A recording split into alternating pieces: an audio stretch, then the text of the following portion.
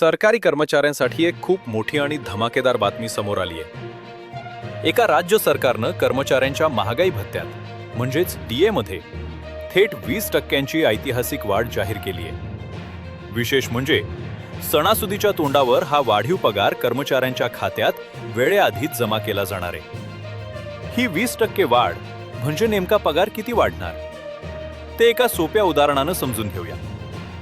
समजा एखाद्या कर्मचाऱ्याचा मूळ पगार म्हणजेच बेसिक पे 30,000 रुपये असेल, तर या 20% वाढीमुळे त्यांच्या मासिक वेतनात थेट 6,000 रुपयांची घसघशीत वाढ होणार आहे। म्हणजेच दरमहा पगार 6,000 रुपयांनी वाढणार आहे।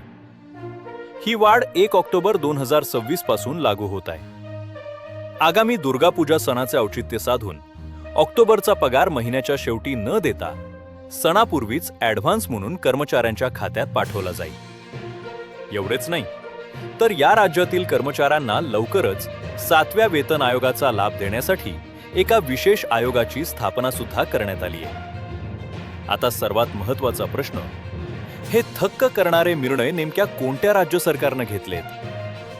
केंद्र आणि राज्य सरकारच्या डीएमधील 42%ची तफावत कमी करत आपल्या कर्मचाऱ्यांना हा मोठा दिलासा देणारे हे राज्य दुसरे तिसरे कोणते नसून पश्चिम बंगाल हे राज्य आहे। महागाईच्या या काळात पश्चिम बंगाल सरकारनं घेतलेला हा निर्णय तुम्हाला कसा वाटला?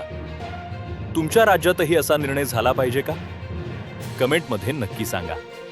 आणि अशाच ताज्या अपडेट्ससाठी व्हिडिओला लाईक करा आणि चॅनलला सबस्क्राईब करायला विसरू नका।